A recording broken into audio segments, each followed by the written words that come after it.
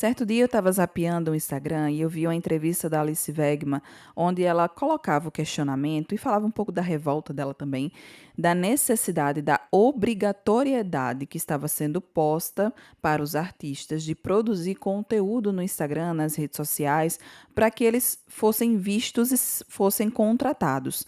Em outro momento, eu estava ouvindo um podcast da Mamilos Podcast.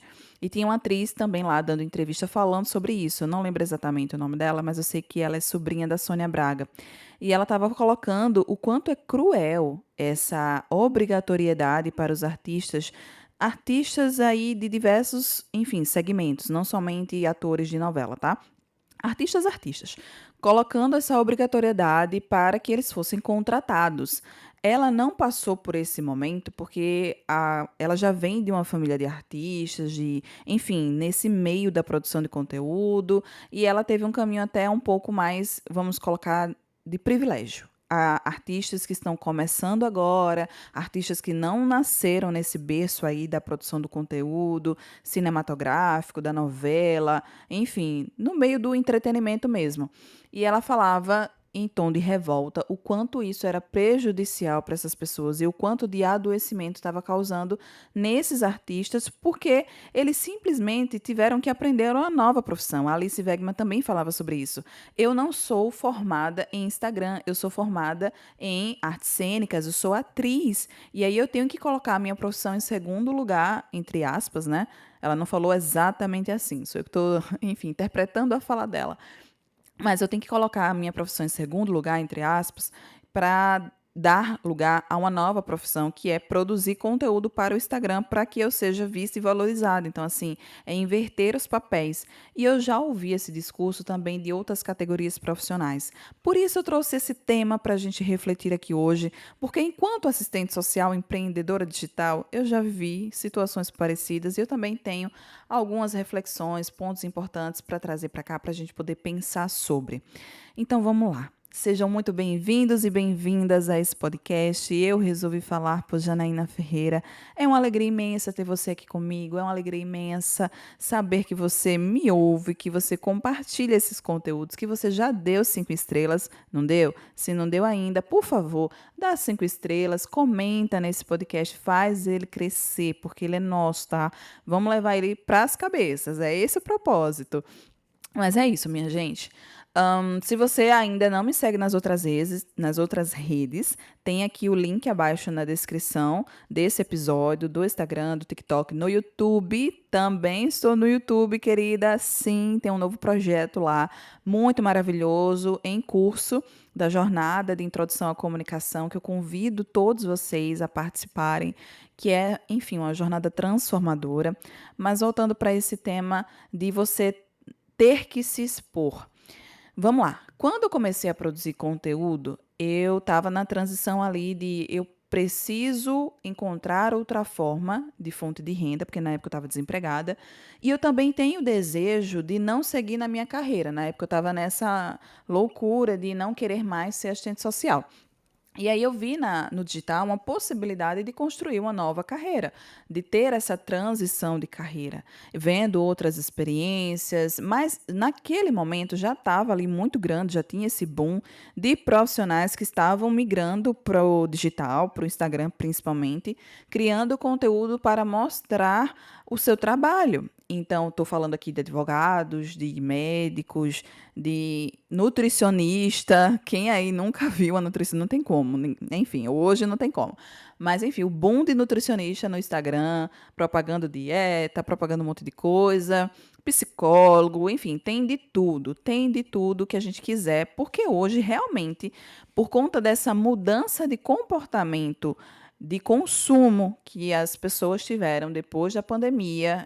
Voltando aqui, eu novamente a falar dessa pandemia, porque ela é um marco histórico, né, minha gente? Não tem para onde correr. A pandemia é um marco histórico que, enfim, demarcou a mudança drástica no comportamento do ser humano no comportamento de consumo, no comportamento de se expressar, enfim, de tudo. E isso está presente até hoje, só tende a evoluir. Não vou dizer piorar, porque a gente não quer que piore, né? Mas a evoluir. E aí as profissões tiveram que se adequar a essa nova realidade. Vamos falar de pessoas que não têm nenhuma habilidade ou nenhum interesse em produzir conteúdo. Como é que fica essas pessoas hoje no mercado de trabalho? Falando de artistas, que foram exemplos que eu citei aqui no início desse episódio, é muito difícil para esses profissionais, porque eles trabalham com a imagem. Eles trabalham ali com as expressões, com a fala, com, enfim, com a imagem deles de todas as formas, né? Na fotografia, no áudio, enfim, trabalham com a imagem. Se essas pessoas não são vistas, elas não são lembradas e nem se fazem conhecer. Esse é o maior problema. O digital ele veio para dar a possibilidade das pessoas se mostrarem para o mundo de fato e literalmente. Então, se você não tem nenhum perfil em rede social, se você não produz conteúdo para rede social, seja um conteúdo lifestyle, seja um conteúdo mais técnico, profissional, você simplesmente não existe no mundo. E isso é triste de falar, porque não deveria ter essa proporção de importância, né? O real deveria valer muito mais. Você participar de seleções presenciais deveria valer muito mais. No caso de artistas, seleções para papéis de novela, de teatro, de filmes, enfim, essas seleções que era muito mais comum antes desse boom digital, deveria valer muito mais do que o que você está postando de conteúdo, porque, teoricamente, as redes sociais foram criadas para que você pudesse se conectar com familiares, amigos e postar coisas do seu interesse, não coisas para convencer outra pessoa de que você é bom no que você faz ou no que você vende. E acabou que se tornou isso hoje. O Instagram, principalmente, falando de Instagram, você tem que produzir um conteúdo muito refinado, um conteúdo mais asterix, né? Eu não sei nem se fala assim, mas um conteúdo muito mais arrumadinho, cheio de todo editado, pomposo, porque ali você está vendendo a sua imagem, o seu produto.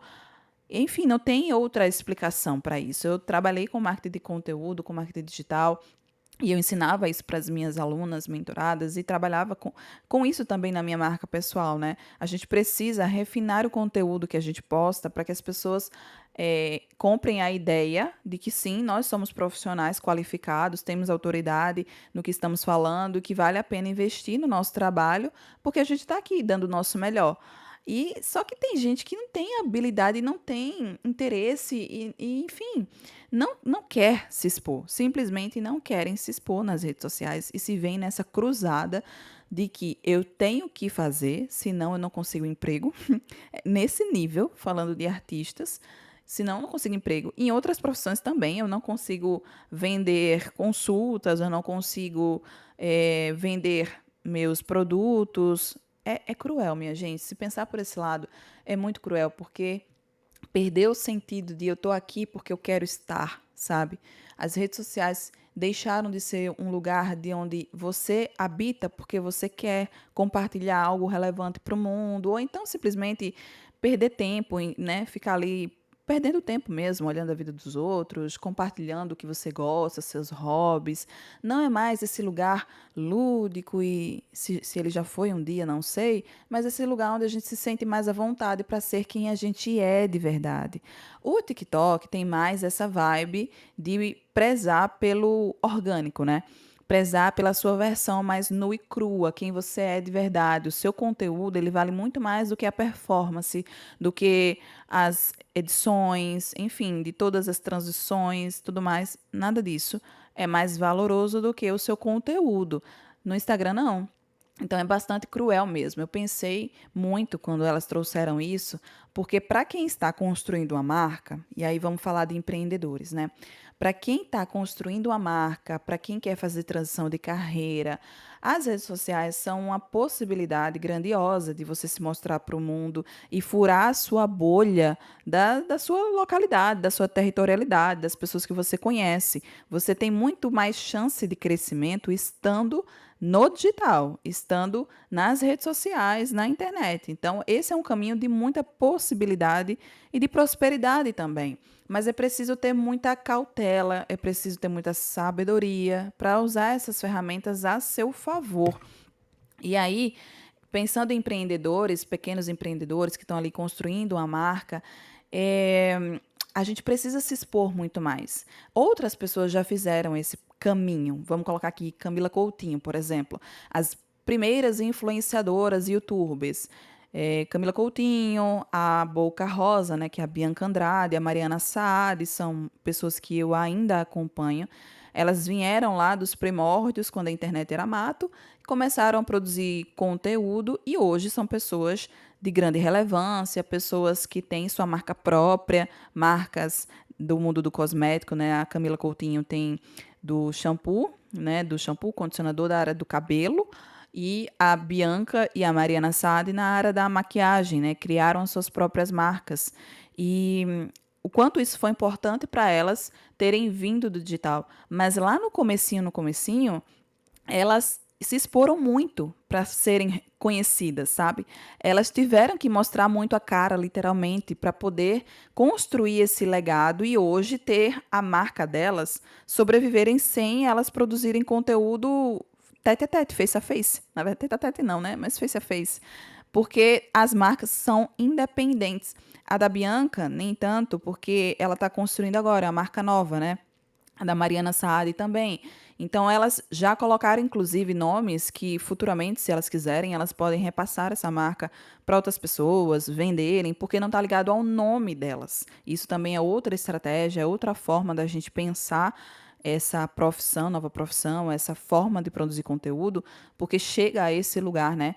No primeiro momento, você usa o seu nome, porque você precisa fazer o seu nome, precisa construir o seu nome. E aí você produz muito conteúdo em cima disso, se mostra bastante, para que no futuro, e esperamos que seja num futuro próximo, você não dependa do seu nome, da sua imagem, para fazer a sua marca crescer, de você ter o seu legado aí crescendo com saúde, né, falando de empresa, por muito tempo, sem precisar de você. E é nesse momento que essas pessoas, influenciadores principalmente, não vão mais ter que se expor tanto e não vão ter mais que se desgastar tanto com as redes sociais. Lógico, elas vão continuar aparecendo, porque tem a marca pessoal delas, para além da marca, a empresa separada, né? E elas vão poder investir em outras coisas que fazem também o coração delas pulsarem, que no primeiro momento elas não puderam investir, porque estava ali naquele momento de investir no crescimento da marca pessoal. Então, a Camila Coutinho, eu já vi ela falando em palestra, ao vivo, tirei foto com ela e tudo, tietei tudo. Tem vídeo aqui, episódio, aliás, tem episódio aqui falando sobre isso, do dia que eu conheci a Camila. Ela é recifense, como eu. E ela falou da trajetória dela. No começo ela tinha um blog, falava lá de entretenimento, de vida de artista e tudo mais. E ela foi construindo esse blog e hoje vive sozinho, que é o GE, né, o Garotas Estúpidas. Então ele vive sozinho, não precisa dela para estar mostrando a imagem dela a todo momento. Ela tem a GE Beauty, que ainda depende da imagem dela para vender, mas vai chegar um momento que não vai precisar mais, então todo mundo vai comprar porque o produto é muito bom mesmo. E tem a marca dela, Camila Coutinho, que ela hoje está investindo em várias áreas para além desse ramo do beauty, do influencer mesmo, né, de divulgar outras marcas. Então a gente fica mais livre, a pessoa se torna mais livre depois de um certo período aí aprisionado, vamos colocar assim, tendo que focar. Mas se a gente ampliar o olhar, e vamos ampliar o olhar e aprofundar o assunto, em todas as situações, falando de profissional, né, de lado profissional, a gente precisa desse movimento. Se você está saindo da faculdade agora, como eu saí há 4 anos atrás, eu precisava construir o meu nome enquanto assistente social, eu precisava de experiência de trabalho para poder ser conhecida pelo meu trabalho. Então, isso faz parte do processo mesmo, faz parte do nosso crescimento enquanto profissionais.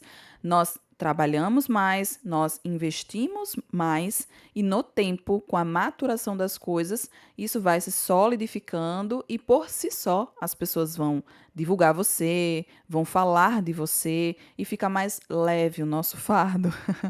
Fica mais leve a nossa caminhada. Então é isso, minha gente.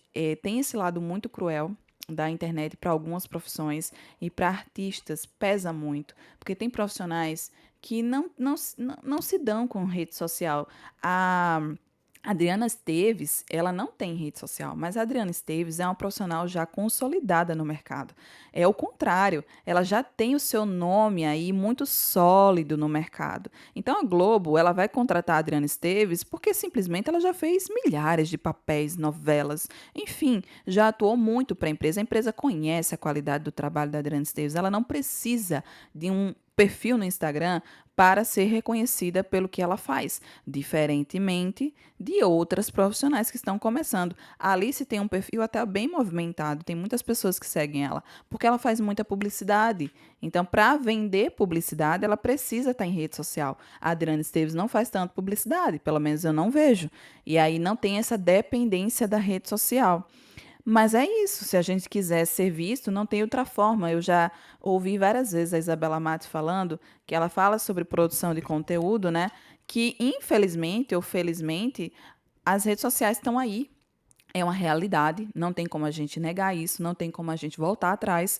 É só daqui para frente e eu espero que seja de forma positiva, né, que a gente evolua nesse relacionamento com as redes sociais, porque de fato tem trazido muita ansiedade, muito adoecimento mental, pessoas angustiadas, querendo crescer a todo custo, querendo viralizar a todo custo, querendo, enfim, enriquecer a todo custo, porque essa internet causa muita ilusão, traz muito à tona esse nosso desejo de viver uma vida diferente e a gente fica obcecado mesmo em consumir um padrão de vida que é diferente do nosso, para que um dia isso se reflita na nossa vida, mas a gente não faz o movimento de construir essa nova vida. Essa é a realidade de muitas pessoas hoje.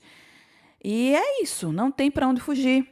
Se você é profissional liberal, se você é empreendedor, se você é artista, tem que estar nas redes sociais hoje. Isso é uma obrigatoriedade. Mas, se você não quiser fazer esse caminho, vai ser um pouco mais penoso, vai ser mais dificultoso. Mas eu espero que você consiga. Porque, sim, há sempre oportunidade para todo mundo e a gente conseguindo fazer contatos de forma certa, o network, né, ajuda muito. Participar de eventos presenciais, que agora a gente pode, né, graças a Deus, participar de eventos presenciais estratégicos, fazer contatos estratégicos, isso ajuda também a gente crescer. Não somente a rede social é a salvação do mundo, não, tá? Ele é um facilitador, é um possibilitador, mas não é somente a única chance, a única oportunidade. Tem outros caminhos que precisa de mais esforço, de mais, enfim, energia e tempo para você dedicar.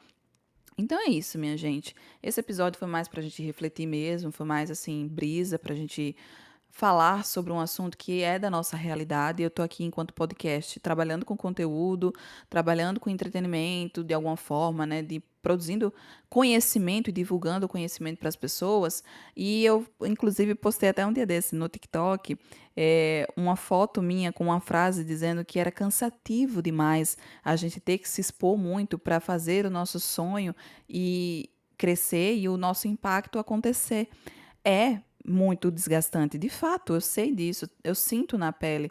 Mas ao mesmo tempo é muito prazeroso para quem gosta de fazer. Eu gosto de fazer, às vezes dá um ranço, dá um abuso, porque eu sou da era dos millennials, né? Eu sou da geração millennials. Eu acompanhei o nascimento da internet, literalmente, e é toda essa evolução. Então eu tô aí evoluindo junto, né? Tô aprendendo a gostar, às vezes eu não gosto, às vezes eu quero viver somente no offline e tá tudo certo, mas depois eu digo, não, eu preciso voltar. É aquela gerenciamento de crise, né? A gente precisa aprender a gerenciar essas crises, essas angústias, aprender a remar o barco conforme o vento, conforme a maré e seguir em frente, porque um dia as coisas vão acontecer. O nosso resultado tão esperado, o nosso sucesso, o meu é diferente do seu, ele acontece no tempo devido que tem que acontecer. Não adianta a gente querer pular etapas, não adianta a gente querer cortar caminho, não adianta a gente querer facilidades, não adianta. O único caminho é trabalho, estudo, dedicação, tempo, enfim, investimento.